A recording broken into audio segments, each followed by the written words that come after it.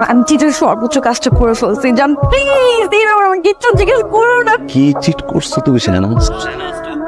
কি চিট করছো তুমি? বলো বলো, আর কি করছো বলো। একটা মেয়ে একটা ছেলে একসাথে একটা রুমে থাকলে কি করতে পারে তুমি বুঝো না?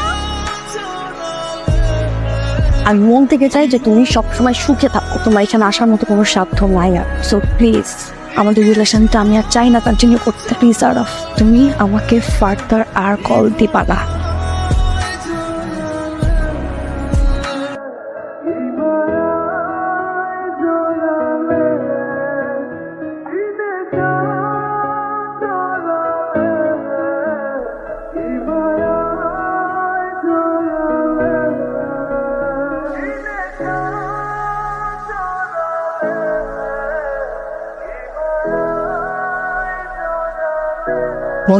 আমি কে সেটা পরিচয় পড়ে না, আগে ওর পরিচয় জাহান ইসলাম, পাকিস্তানি। ওর বয়স যখন 13 তখন আসেনি, ট্রাক ডিলার।